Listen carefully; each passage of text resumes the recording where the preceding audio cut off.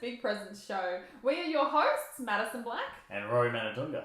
And in this episode 6, we are going to be breaking down the final of 4 stages of the Facebook page growth loop. You've always got to talk over me as I'm telling what we're actually talking about. We're talking about the Facebook page growth loop.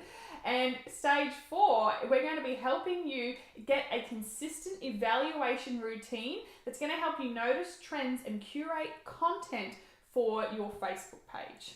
Excellent. So before we dive in, I thought I would just recap the 4 stages of the Facebook growth loop. Just to, for our new listeners or to reinforce our old listeners as well. So stage 1 is... Inspiration. Stage 2 is the creation. Stage 3 is the interaction. I'll get there. And stage 4, we're doing today, the evaluation. I'm so pleased that you did that because it's like testing your knowledge. I got there. You got there. So in this 4th stage of evaluation, we wanted to cover off on a couple of different things today about, firstly, why you should even be making the time to be doing your evaluation, why you don't want to be resting on your laurels when it comes to what you're doing with your page, and then we're going to talk about why it's so good to be getting statistical before we go and make it real. So, Roz, let's talk about people making the time to evaluate, because consistently this is something that I see from businesses, small and large, that they just throw stuff up on Facebook and then question why it isn't working. Yeah, the old shotgun approach. Yeah. Sure, what's that? basically saying the same thing, seeing what sticks. Just the spray and it's a spaghetti on the wall concept. Yeah, throw it on the wall and see if it sticks. Yeah. And the truth is, you could be doing that for a very long time and getting very little love from Facebook featuring any of your posts in the newsfeed if you aren't sure what is and what isn't working on your page. Exactly. So the first thing we want to say is make the time. It's so important that you actually book into your calendar, as we expressed 2 episodes ago when we were talking about creation in episode 4.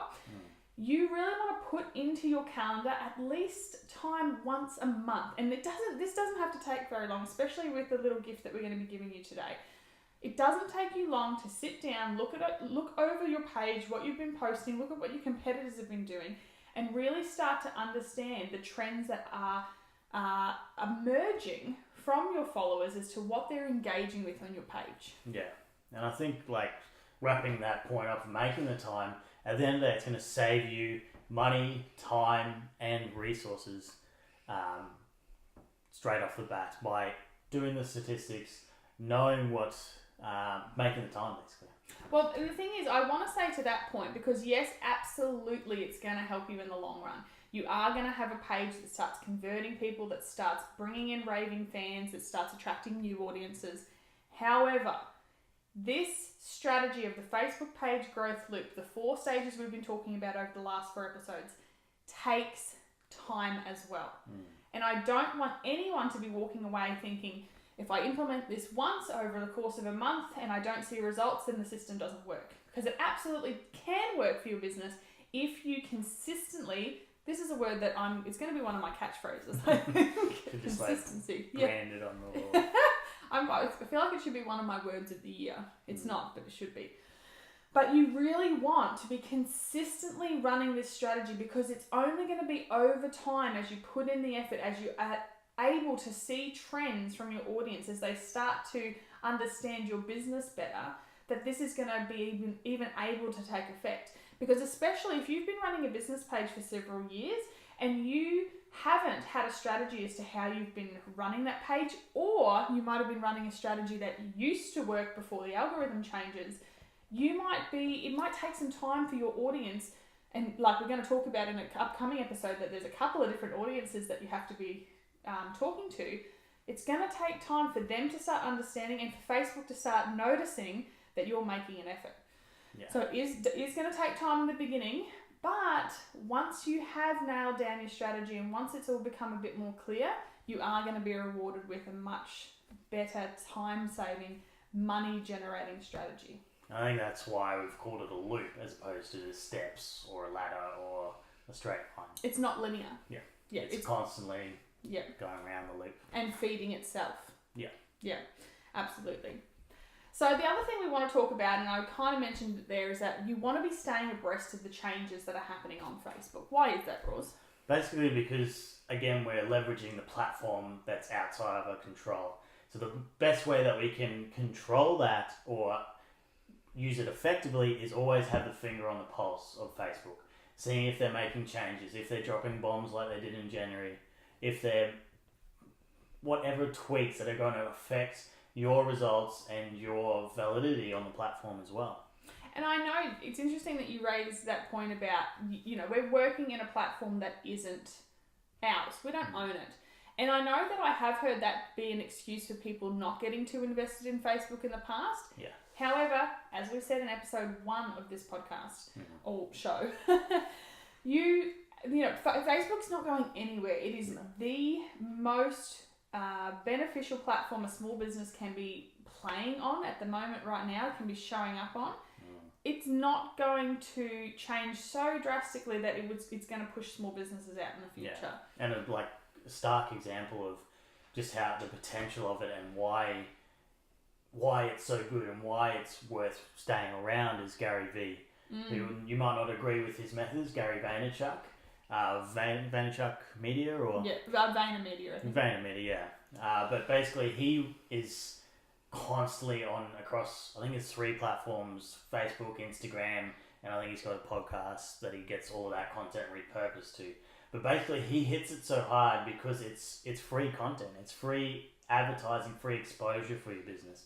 So it doesn't matter whether you're at that level of millions of followers or if you're starting off with your first follower, it's still that free platform to advertise and leverage to build your business, to build that following, to amplify your results. The only investment you have to make is your time. Yes, there is opportunities to be running paid advertising on Facebook, which again, as you'll have heard in a previous episode, is actually one of the cheapest ways for small business to do any form of advertising online or offline for that matter. Yeah. But it, really with an organic strategy that works, it is just an investment of your time or paying someone in your business to actually curate your page. So really think about that. Stay abreast of the changes. If you're not sure where to go for the changes that are happening on Facebook, be sure to jump onto our show notes. If you go to bigpresentshow.com/6, we'll have a link to the newsroom that Facebook is updating constantly with any changes that are happening. But the other thing too is just to follow our Facebook page, which is facebook.com/Small Business Digital Academy.